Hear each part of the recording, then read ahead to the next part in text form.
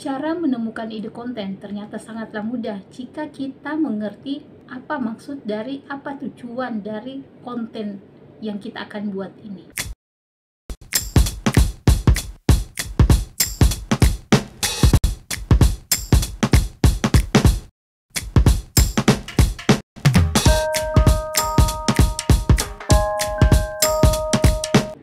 Halo, assalamualaikum warahmatullahi wabarakatuh. Selamat datang dan selamat bergabung kembali di channel saya, Asma Fah.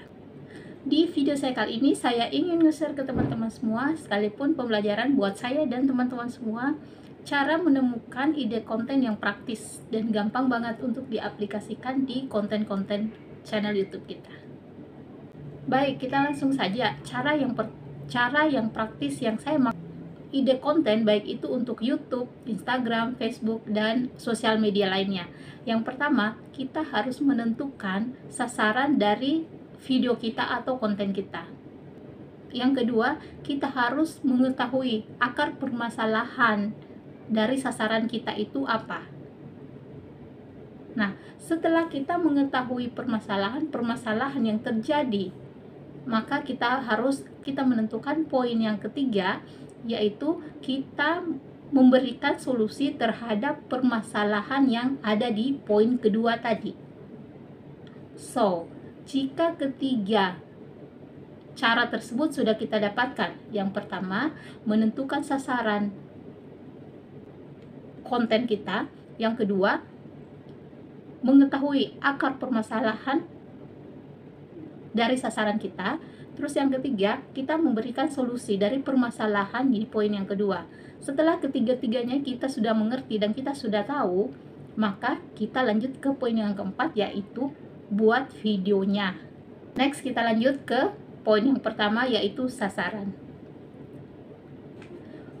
Untuk di sasaran sendiri, ada 4. Yang pertama, sasaran kita yang pertama yaitu anak-anak. Terus yang kedua untuk remaja, yang ketiga untuk dewasa, dan yang keempat itu orang tua.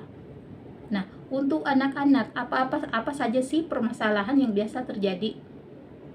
Baik itu yang sering kita lihat maupun yang kita alami sendiri. Untuk anak-anak, yang pertama mungkin susah makan.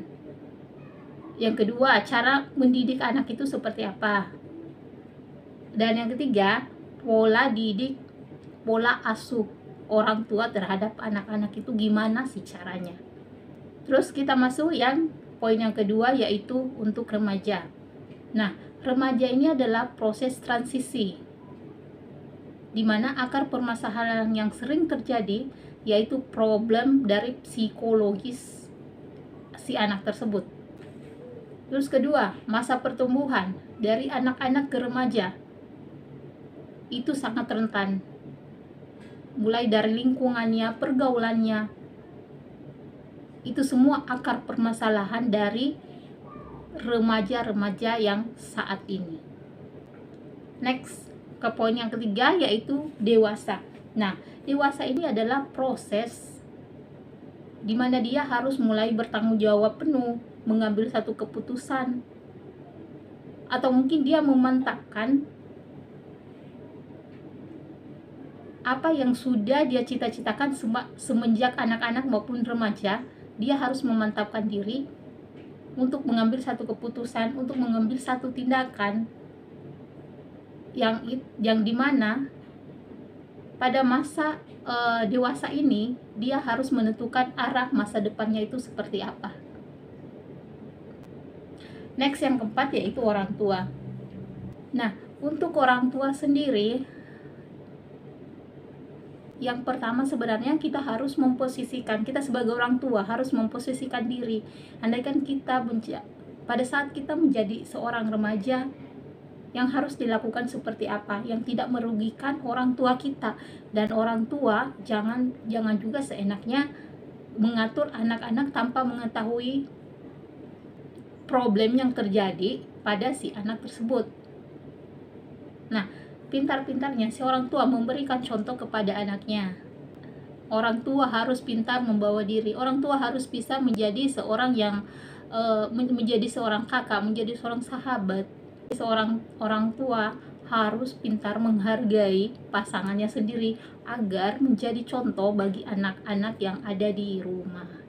Oke, jika kita sudah mengetahui permasalahan-permasalahan yang terjadi untuk anak-anak, remaja, dewasa maupun orang tua, nah kita akan poin yang mana sih memberikan solusi kepada si penonton kita. Apakah yang kita kuasai tentang anak-anak, tentang remaja, tentang dewasa, ataupun tentang orang tua. Jadi kita harus memilih di antara 4 itu. Jika kalian mengerti tentang semua 4 kategori ini, ya nggak masalah, keempat-empatnya jadikan aja konten. Nah, setelah permasalahan sudah diketahui dan kalian sudah bisa memberikan gambaran solusi apa yang harus dilakukan dari permasalahan-permasalahan terjadi, itulah yang dijadikan konten. Kemudian silakan kalian buat videonya, dikemas sedemikian rupa agar video itu atau konten itu bisa disukai oleh calon target market kita. Karena di YouTube, di Instagram maupun di sosial media lainnya sama saja kita itu sebenarnya berjualan produk. Ini loh produk saya. Kalian suka nggak dengan produk saya? Oke, terima kasih sudah menonton video saya. Semoga video ini dapat bermanfaat. Next time kita bertemu kembali di video-video saya berikutnya. Assalamualaikum warahmatullahi wabarakatuh. Bye.